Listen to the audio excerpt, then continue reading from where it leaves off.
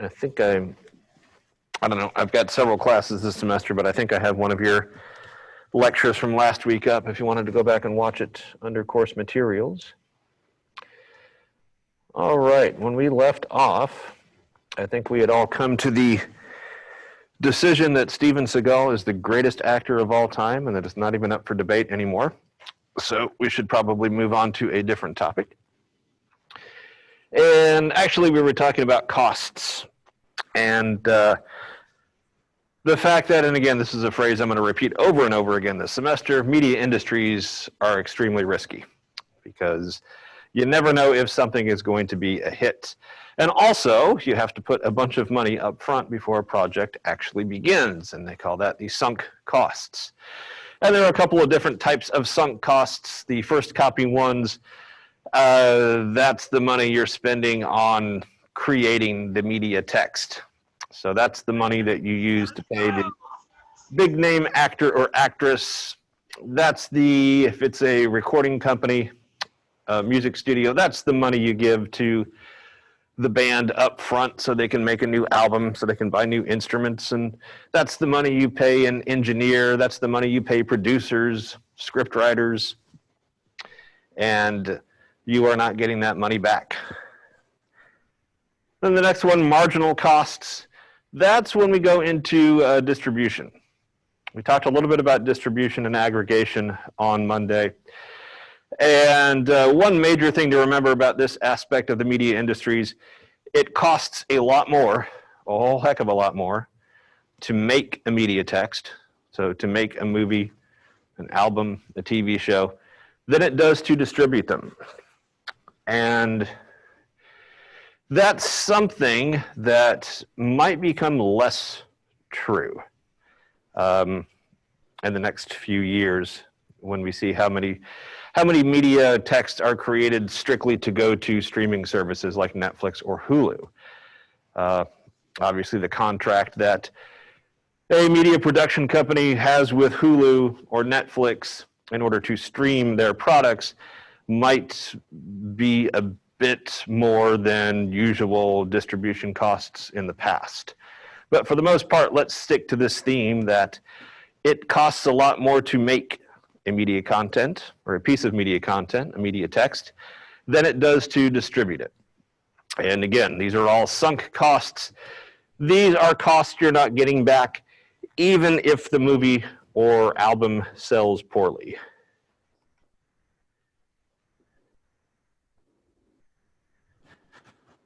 So now we take a look at media as a type of good. Media as a public good as opposed to a private good.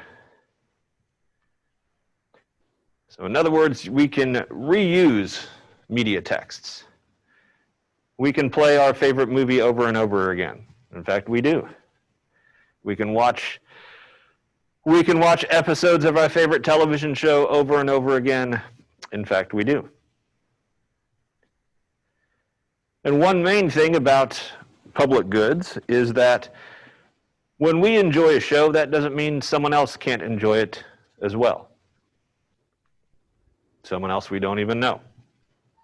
So even though we are using that particular media text, other people can use it at the same time we do. That being said, why do we watch movies over and over again, the same movie? Why do we watch the same episodes of TV shows knowing how they're going to end?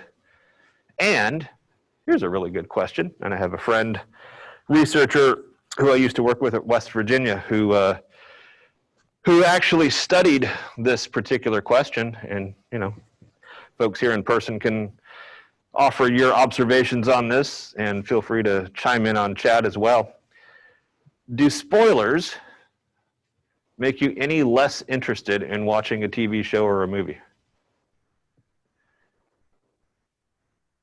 If you haven't watched a TV show or an episode of a show or a movie yet, and you find out how it ends ahead of time. I know that was a big thing with Game of Thrones a year ago when they were doing the final season. Folks tried to avoid spoilers, but sometimes all you had to do was open your laptop And the first message you would get would be about how the previous night's episode ended. All right, we got some stuff from chat here. You know the level of the production value, the writing is good, then I don't think it's spoilers matters that much, but if the media is based all around the twist, and that's really all they got, then Yeah. I'm not interested. Like, I've never seen The Sixth Sense because I already know the spoilers. And that's a good point. So we have a comment from class about what about movies or TV episodes that are a good 20 years old or 25 years old? And Michael brought up The Sixth Sense, one of the earliest M. Night Shyamalan movies with Bruce Willis, and there is a very obvious, well, I don't know. I'm not the smartest guy in the world. I'm not trying to claim to be the smartest guy in the world, but I can remember whatever year that movie came out. I want to say 97 or so. I can remember sitting in the theater when it came out, watching it with my buddy, and turning to him after about 20 minutes and saying, I'm going to be so ticked off if, and then I figured out the spoiler. I'm trying not to spoil it for you all if you haven't seen it, but I feel like when you hear about The Sixth Sense, you already kind of know the spoiler. Same thing with a movie like The Usual Suspects from '95 and Kaiser Soze and all that. That character has become kind of a myth, and even if you haven't seen that movie, you know, it is 25 years old, so you probably have a good understanding of who Kaiser Soze was and the actor that portrayed him. And so is that going to stop you from watching a movie that's 20 years old because you know the big plot twist at the end? Probably not, again, because these movies are getting pretty old. But my friend, colleague at West Virginia, her research said that for most part, folks will still watch a TV show or a movie. And sometimes we will go searching for spoilers ourselves. I feel like a lot of people would still watch it, but they wouldn't like enjoy it as much. Just say that again. I'm going to try to turn up the speakers here. Oh yeah, say that one more time, please. I said that a lot of people, I think, would still watch it. It's just like a matter of how much they would enjoy it, and I don't think that they would like as much as if they didn't know the spoilers. Because the surprise element isn't there anymore? Yeah, it's kind of like, you know, you can rewatch movies and you can like rewatch TV shows and stuff, but it's not exactly the same as the first time. You only get a first time once ever, and there's something like special in the surprises that come in a TV show or book or movie or like piece of music. Oh, sorry. So did someone else want to say something? Yeah, I also think that it's like we're so used to getting the media and everything so instant. Like with Netflix, we're used to being able to binge watch it and figuring out, oh, well, like here's what happens in the end because I've already watched it in one night. Yeah. That I feel like it's probably a lot more prevalent now because we don't like to wait. And wait, I'm sorry, my roof's getting redone right now. But we don't like to wait anymore and like find out later on. We want to know right now and then like are okay with knowing, if that makes sense. Sure. Yeah. And like I said earlier, sometimes it's hard to avoid spoilers because they seem to be everywhere. And a lot of that is just based on the fact that our media is so interactive now that when we watch big-time TV shows or movies in the comfort of our own home, we're oftentimes not just watching them. We're oftentimes texting friends or posting on social media about our experiences watching these shows. And sure, one of our friends might text back, oh, don't stop. I haven't watched it. I haven't watched it yet. Don't tell me. And then your response is, well, put down your phone because I want to talk about it because I'm watching it in real time, or at least as close to real time as we possibly can. And I want to talk about it because I'm experiencing it now. So spoilers, and look, there are folks who hate spoilers, who try their best to avoid spoilers. But also, I think back, not just, not so much, well, sports can be entertainment, obviously, but not so much scripted television or scripted movies. We will watch classic football games. We will watch classic baseball games, right? Knowing who won, obviously. And obviously, the past 6 months, we haven't had much in the way of live sports. So ESPN and Fox Sports, they've replayed a lot of classic football games, classic bowl games over the years. And folks will watch that, even though they know who won. So yes, there are people who absolutely don't want any kind of spoilers, who want to sit there and enjoy it and be surprised every step of the way. But I can say from a personal experience, when I was enjoying the last season of Game of Thrones, or even when I was trying to catch up on previous seasons, I would get to an episode and I had already heard how it ended. And this is just me speaking personally, it didn't really affect my enjoyment of a particular episode, either knowing how it ended or knowing certain plot twists, or knowing that a certain character was going to get killed on that particular episode.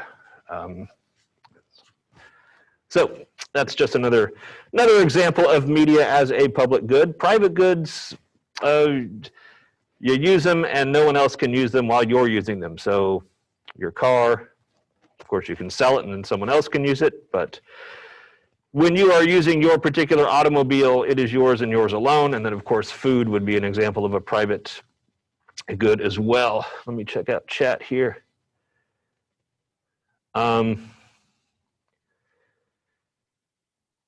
Yeah, and some folks are saying I went off social media because I didn't want a spoiler about something.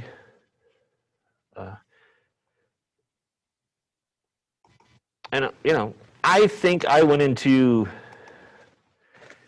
each new week, if I happened to miss an episode of Game of Thrones, I didn't go searching for the information.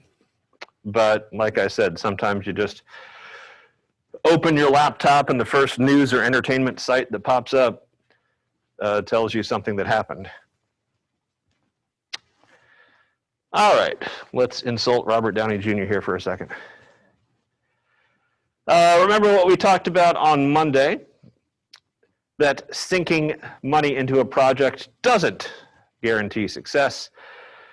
And one of the major ways that especially movie studios will sink money into a project to try their best to ensure success is to pay an A-list actor a whole lot of money. Because the idea, obviously, is a famous face, a famous actor is going to draw attention to a product. It doesn't always work.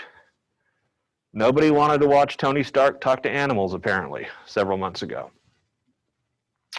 This movie did not do so well. And you can certainly argue that Robert Downey has been one of the biggest movie stars of the past decade or 15 years. But if you look at the career of major movie stars, and we talked about Tom Cruise, we talked about Tom Hanks, Brad Pitt, Jennifer Aniston was brought up, Angelina Jolie, Scarlett Johansson. You look back in their filmography section, and most of them have had a movie that didn't do so well. So a major name helps,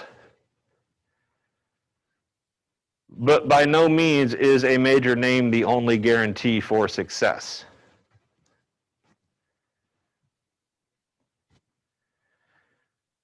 And oftentimes, that transition from being an A-list actor to a B-list actor, someone who's less in demand,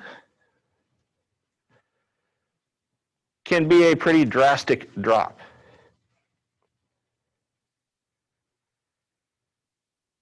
I mean, in the 90s, when I was in college, there was no bigger actor, no bigger box office, well, maybe Sandler, but Jim Carrey was huge at the box office. Everything Jim Carrey touched turned to gold. And look, Jim Carrey's still in a lot of movies, and Jim Carrey is comfortably set for the rest of his life, but he is certainly in no way a box office guarantee anymore. Now, what about Robert Downey? You know, according to the last movie, we won't be seeing Iron Man much anymore. So who knows what goes on with Robert Downey? But even before he took off as Tony Stark, he was kind of a critical darling as well. He was in a lot of critically acclaimed movies. He really gained fame about, oh geez, it's been almost 30 years now. I think 92, I think, when he played Charlie Chaplin in the movie Chaplin. And prior to that, Robert Downey was just kind of this bit comedy actor. He was on a couple of unsuccessful seasons of Saturday Night Live, and he was an afterthought on Saturday Night Live. He wasn't even one of the most featured players on SNL. And then all of a sudden, early 90s, he plays Charlie Chaplin, and the critics go crazy, and then that launches Robert Downey's career. Let's see what we got in chat here. Yeah, remakes. I think Doolittle was before the pandemic, right? So Doolittle was January. Yeah, we really didn't start, or really didn't stop going to movies probably until mid to late March. But yeah, yeah, well, I didn't see the movie, so I'm like most people in America. But someone who talked about remakes, like 20 years ago, Eddie Murphy did this, right? He was Dr. Doolittle, but it was more from a comedic standpoint, I think. But I really don't know if Robert Downey's Doolittle was supposed to be comedic or not. I'm not even sure Robert Downey knew. People are tired of animated animals. We're tired of animated animals? What else do we have? Well, I mean, like CGI. Oh, yeah. That could be it as well. It's like it reached a peak, and now it's just getting worse. Yeah. Like it's all just like. Well, and you know, and Robert Downey certainly, like I said, he had a hugely successful movie career before he was Tony Stark. But he has been that character for the last 10 years, so maybe folks didn't want to see him as anyone else.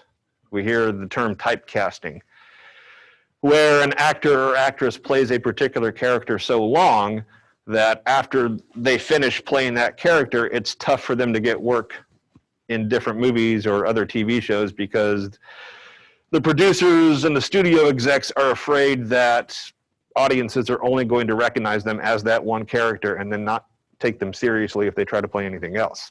Was he in the Sherlock Holmes movie during, or?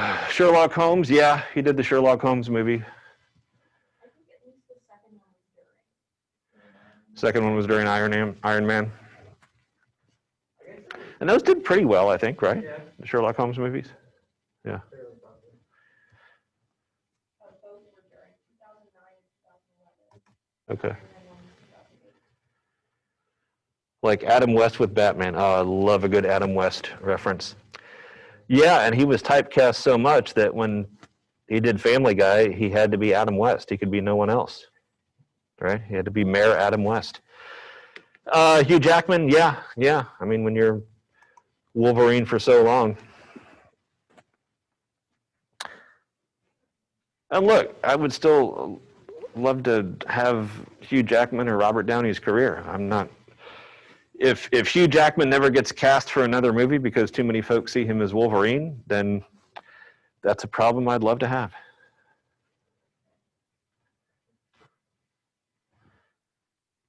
All right. Oftentimes, yeah, Daniel Radcliffe, yeah. Daniel Radcliffe, that's an excellent example. When you've been nothing but Harry Potter for 20 years, I mean, someone tell me or throw it up on chat. Can you think of a movie he's been in besides I hear? What's that? Now you've seen Now You See Me Too? Okay. I'm guessing that wasn't a blockbuster. No. Yeah, and look, Radcliffe is set for life too, I'm sure. So it's a problem I would love to have. But you're trying. I know he did some Broadway stuff too after his run as Harry Potter ended. He did Equus, which was kind of like the go-to thing that a lot of Disney actors and stuff do as well, where they're like, let me do the thing farthest away from what I'm known for. Yeah, yeah. Let's see what else we got on chat.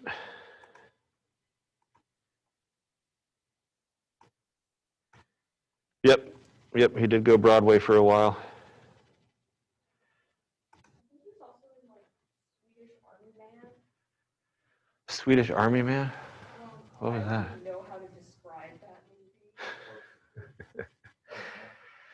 Well, if an actor is going to overcome being typecast, then the examples you're giving are probably the best way to do it. You're not going to be the main character in a movie, because I think it would be difficult for, at least right now, maybe 10 years from now, 15 years from now, I think it would be difficult right now for Daniel Radcliffe to be the lead in a movie, because again, everybody's going to look and go, oh, it's Harry Potter.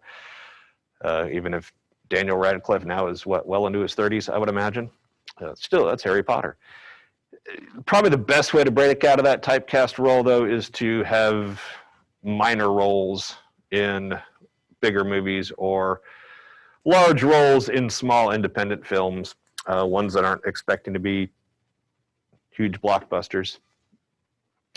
And anymore, to transition to this next slide, a lot of media aren't even made for immediate success.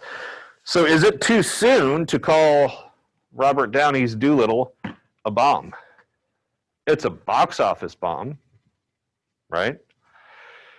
But think about how many movies over the years have been box office bombs and then have gone on to become cult classics, gone on to sell a boatload of DVDs, gone on to enjoy life on streaming services, gone on to inspire, I don't know, inspire their own, probably their own section of Comic-Con and other conventions, right? And I guess the first thing that pops into my mind is The Big Lebowski from '98. Bombed totally at the box office. The dude, Jeff Bridges. But, and Jeff Bridges and John Goodman and Steve Buscemi. But 20 years later, it's a cult classic. And I've seen interviews with John Goodman where he talks about people will come up and say lines to him from The Big Lebowski, and that's probably, you know, of all the movies John Goodman has ever been in, he probably gets quotes from The Big Lebowski more than any other movie he's ever starred in. So just because something doesn't have success at the box office does not mean that eventually it's not going to recoup some of the money it may have lost.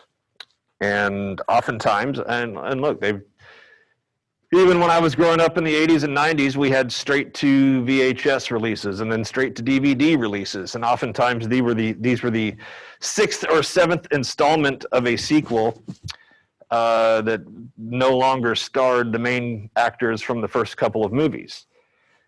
It may have had one holdover. And one that really comes to mind is the American Pie movies. I can't even begin to guess how many American Pie movies there have been. The first couple that came out in the 90s were hugely successful. And then it seems like every year after that, or every couple of years after that, they would release a different American Pie movie, oftentimes that were not even for theatrical release. They just went to DVD only or streaming services only. I think most of them have starred Eugene Levy, who played the dad, the older guy with the dark hair and bushy eyebrows. So they've at least had that in common, but none of the kids or young actors who were in the first couple of American Pie movies are in any of the sequels anymore. Let's see what we got. Oh, we got a lot of stuff here.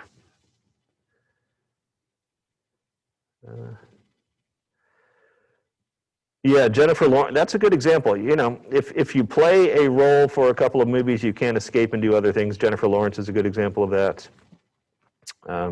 Robert Pattinson's doing it right now. He just did Twilight, however long ago that was, did indie films, and then now is Batman.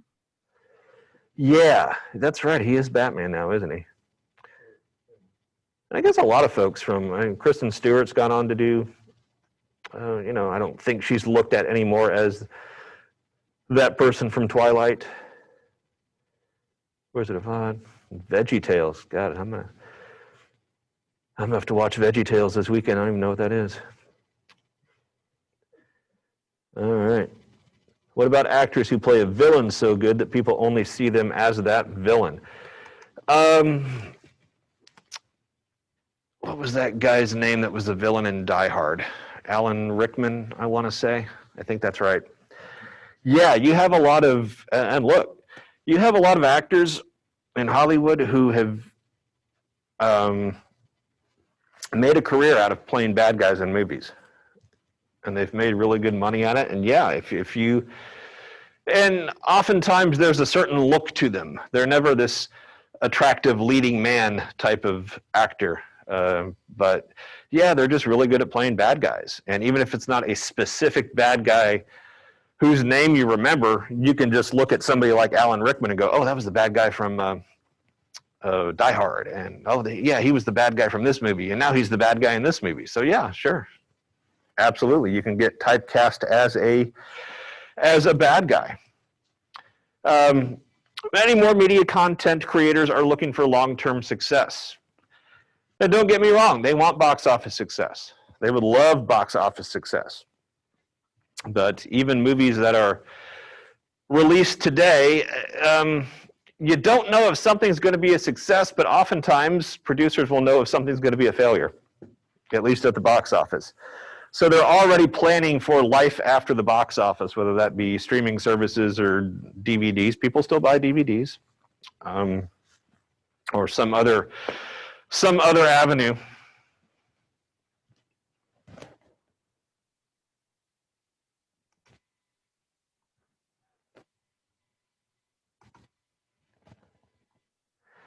Yeah, that's right.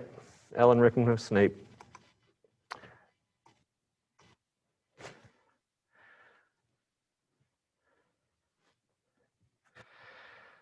All right. So,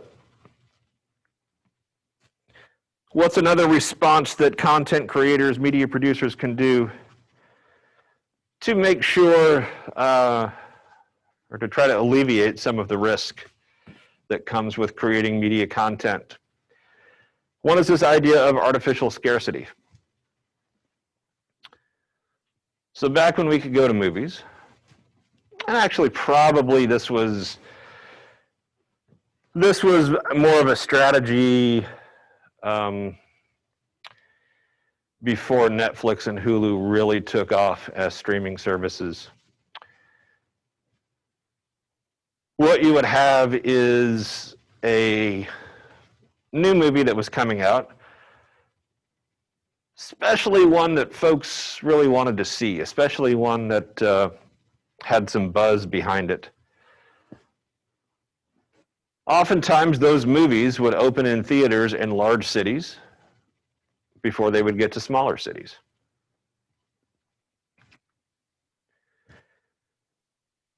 It makes the movie seem like a big event, that they're being released in limited places only.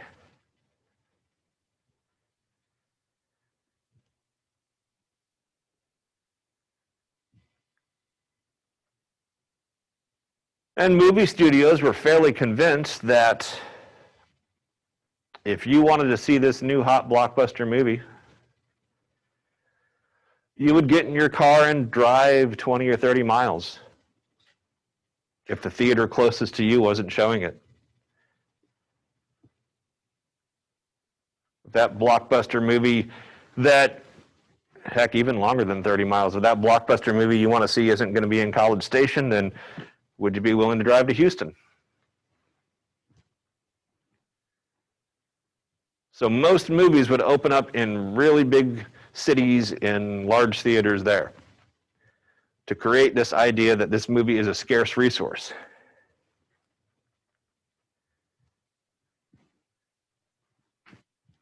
Now, oftentimes they would charge more. Because if you want to see a movie and you don't want to pay so much, just wait a month.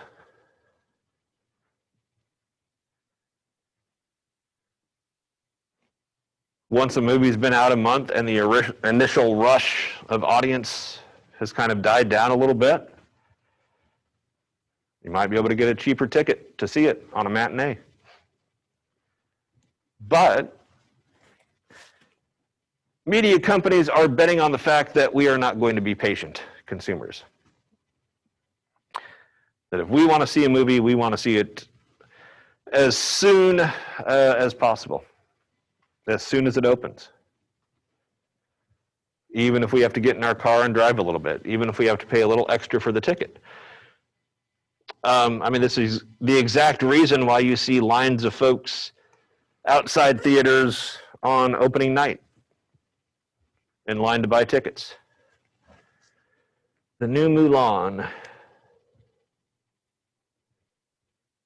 Yeah, and you know, 10, 15 years ago, it was let's start in large cities and eventually the movie will come to theaters in smaller towns. But yeah, it's now with streaming services, you can pay $30 to watch it in a theater, or you can wait a few months to watch it on a streaming service for free.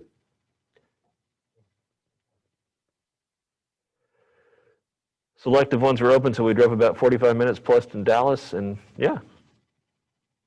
I think part of the scarcity is also like scarcity of knowledge, where you're one of the first people to know what's happening in the movie. Yes. So we've had a comment in class that part of the scarcity is the idea that you know what's going to happen. You're one of the first to have seen it. And plus, look, I mean, is there any better brag?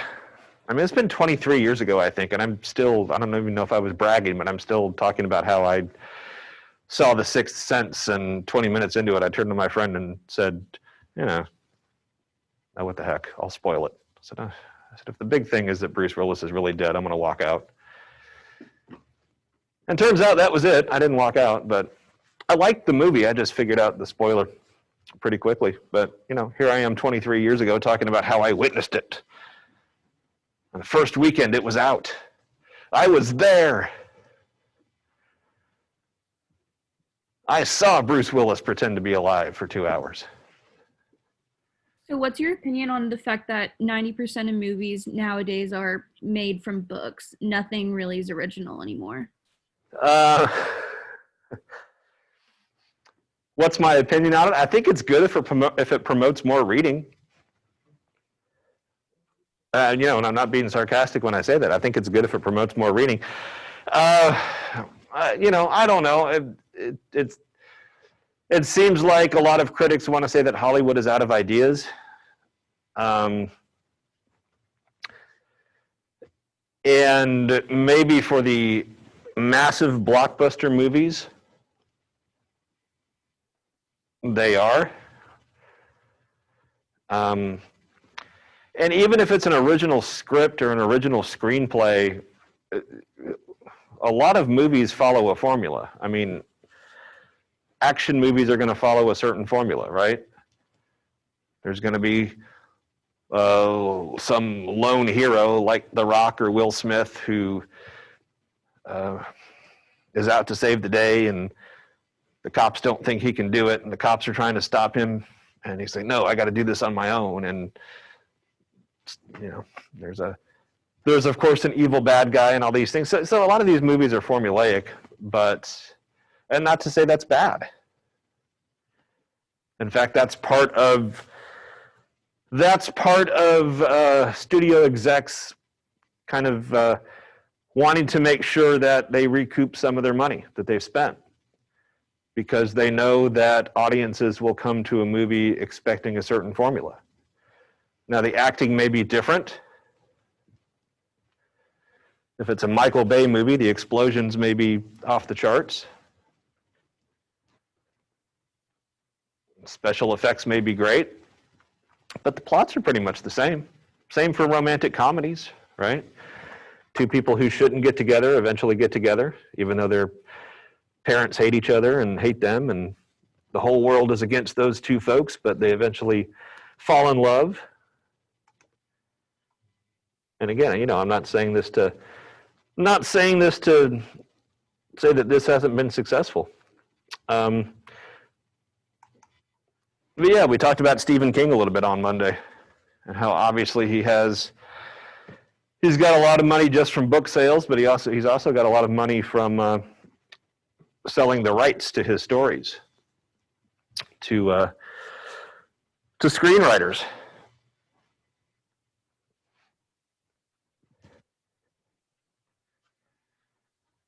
And I guess I kind of answered my own question here, but why do we go to the movies? When we know we can watch something on a streaming service a month from now or buy the DVD a couple of months later? Well, because it's still an experience, right? It's still an experience. We're seeing something when it first came out. It's like being able to brag that you were at a football game.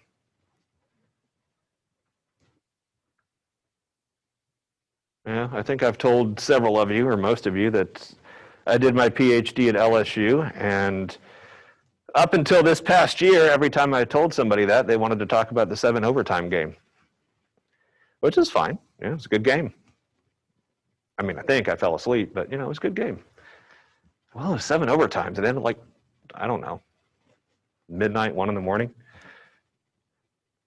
But there's a little added extra pride from students who tell me, oh, I was there, and I stayed until the very end, as opposed to those who just watch it on TV. It's a different experience, right? Uh-oh, chat's lighting up. You guys want to talk about football now, right? Great. Oh, no, still Percy. Okay. Okay. I feel like chat's talking to each other. That's cool.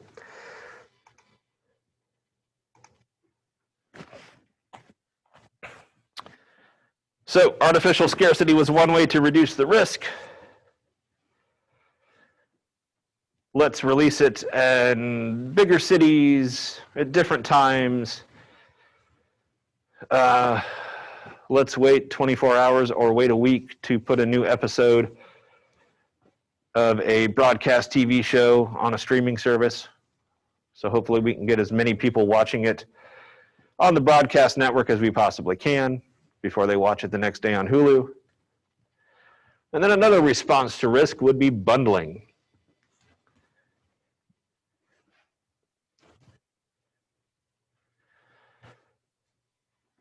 So when we talk about music, we like to talk about how the iTunes and other ways to purchase digital music completely killed the record album. Well, to be honest, the album wasn't the beginning of music sales. Most music sales before, probably the mid-'60s or so, were more singles. Quick, name a famous album by Elvis. No one can name a famous album by Elvis because that wasn't album-oriented music back then. Everybody can name 100 Elvis songs, singles, right? But nobody can name an album by Elvis. Because back then it made sense. You hear Hound Dog on the radio, I want to buy that single for my record player. We didn't really get into albums, the idea of putting 10 or 12 songs on a vinyl record until really the mid-'60s.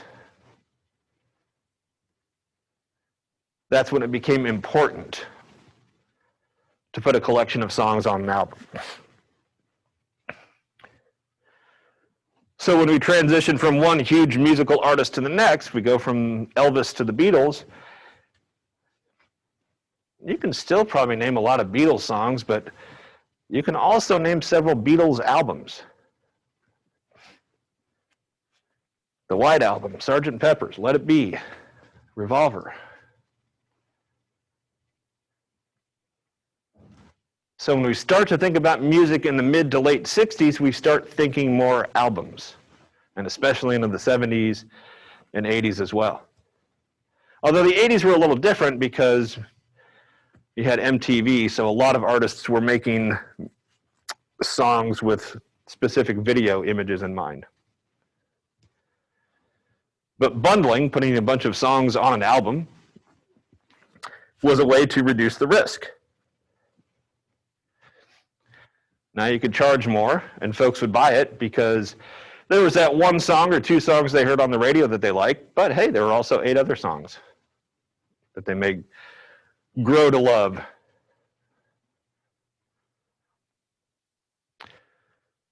And in the 80s, we had this same kind of bundling when it came to cable TV. We had no idea we wanted so many cable channels. The truth is, we didn't, really. Like I said last week, most folks who had these elaborate cable packages only really watched maybe 5 of those channels. And 85 of those channels went unwatched that we were paying for.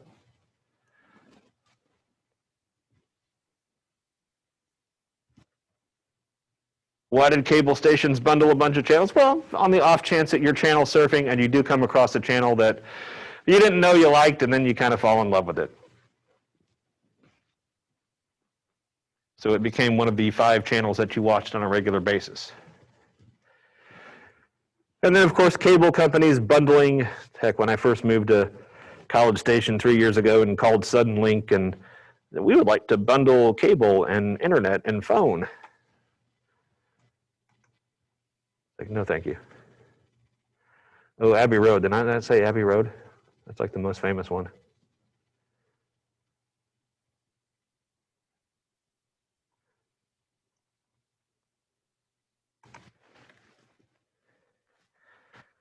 So what killed bundling? I mean, Suddenlink will still bundle for you. I moved to a different place over the summer, and I called them again to set up my internet, and they're like, we'll give you this and this and this and this. I'm like, nope. Just want internet. You don't want that landline? Yeah, the landline. Streaming services will now bundle too. Like my parents just cut off cable, so they bought the bundle of Hulu, ESPN, and Disney Plus all together. Yeah. Bundled that in for one like price. Yeah, and I just wonder, and I wonder if eventually streaming services are going to end up the way of cable, because cutting the cord on cable and going to this a la carte way of viewing TV, as it's been called, I just wonder if major streaming services are going to get together with struggling streaming services and provide bundles like that, and that's going to become the future of television, which is really kind of the past of television as well. Hulu already provides live TV. That's why they switched to it, so they can watch all their news channels and everything without having to pay for cable. So I think it's already taking over. Yeah. Do you know if it's any more or less expensive for them? It is almost $200 cheaper. Okay, that's still good then. That's good for now. We'll see if the prices raise. I mean, YouTube TV kind of pissed some people off because they added some channels that no one wanted and upped the price by like $12 a month. Yeah. So it might get there. Yeah. Yeah, go ahead. Spotify bundles with Hulu. Spotify bundles with Hulu, yeah. So like $10, I think, Yeah. for both of them. So right now it's still cheaper than cable. Yeah. We'll see how it is 5 or 10 years from now. All right, folks, any questions? We'll finish this up on Friday. Thanks for the chats. Don't go outside, it's raining.